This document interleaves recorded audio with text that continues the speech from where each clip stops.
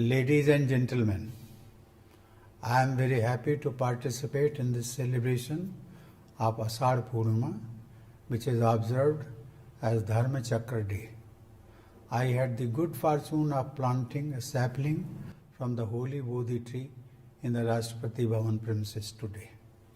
Earlier too, in November 2017, I had obtained a sapling from the Mahabodhi tree and planted it in a garden at Rashtrapati Bhavan.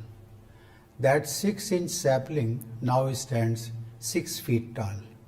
The sapling I planted today will also grow to become a tree. These trees will remain in Rashtrapati Bhavan as lasting symbols of the Buddha's expansive and compassionate worldview. I heard the chanting of the Mangal Gatha while planting the sapling. That invocation for the blessings of the Buddha has a very reassuring refrain which says, Tam Tejasa Bhavatu Te Jai Mangalani. It means, through that power of the Buddha, may there be auspicious victories for you. The world needs the power of the Buddha in the form of love, compassion, non-violence and healing to conquer the forces of violence, disease, conflict and poverty. Ladies and gentlemen, I am happy to note that today's event is also being held at the Moolagandha Kuti Vihar, the holy site of Buddha's first teaching, the Dharma Chakra Pravartan Sutra. I commend the initiative of the International Buddhist Confederation for organizing this event today. I appreciate the efforts of the Ministry of Culture and Tourism led by Mr. G. Kishan Reddy for supporting this global event. I have been told that the Mahabodhi Society of India and the Indian Council for Cultural Relations are also partners in the efforts for celebrating this day internationally. They deserve special praise for their contribution to this major event. I believe that the appeal of Buddhism goes much beyond the nearly 550 million formally ardent followers of the faith. People belonging to other faiths and even skeptics and atheists feel attracted to the teachings of the Buddha. This universal and eternal appeal of Buddhism is due to its logical, rational and simple answers to the fundamental problems faced by human beings across time and place. The Buddha's assurance of putting an end to suffering, his emphasis on universal compassion and non-violence, his message to pursue morality and moderation in all aspects of life have inspired countless people over the last 2,600 years since his first sermon at Sarnath on this very day.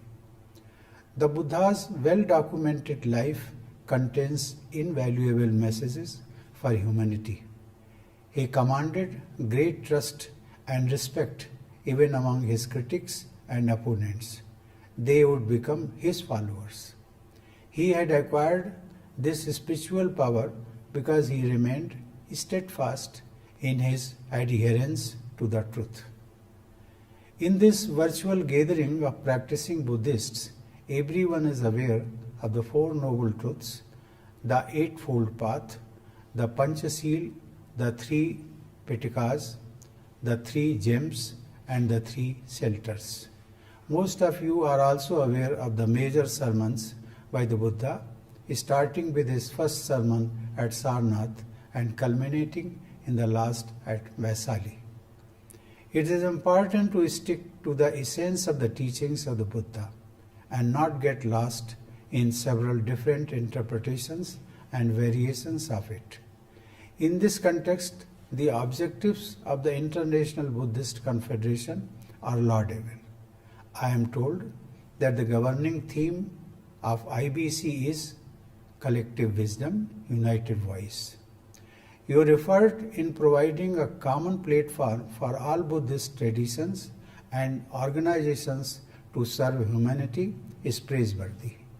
Application of Buddhist values and principles in addressing issues of global concern will help in healing the world and making it a better place. Ladies and gentlemen, I feel proud in performing my duty to preserve, protect and defend a constitution which is substantially based upon Buddhist values. I am proud to share with this virtual gathering that behind the seat of the Speaker of the Lok Sabha, the popularly elected House of the Indian Parliament, are displayed the words Dharma Chakra Pravartanaya. This visible reminder of the ideals of the Dharma Chakra Pravartan Sutra inspires our members of Parliament to follow the spirit of the first sermon of the Buddha. The Dharma Chakra is depicted at the center of our national flag. India's national emblem is also taken from the Sarnath lion capital of the Asokan pillar. It can be said that the national symbols of the Republic of India always remind everyone of the Buddha's Dharma Chakra Pravartan Sutra at Sarnath. The chief architect of the Constitution of India, Baba Saheb Dr. Bhimrao Ambedkar, ensured that the Buddhist principles of equality, justice, fraternity, peace and harmony found expression in the governance of the Republic of India. As we know, Baba Saheb was an authority on the life and teachings of the Buddha. Dear friends, reeling under the impact of COVID-19, the world, more than ever before, needs the healing touch of compassion, kindness, and selflessness. These universal values propagated by Buddhism need to be adopted by all in their thoughts and actions. I hope today's world gets inspired by the Buddha's infinite compassion and resolves to overcome all sources of human suffering. I pray that human society follows the ideals of the Buddha and works to make our planet a more hospitable habitat. I convey my warm greetings to all of you on this very auspicious occasion. Thank you. Jai Hind.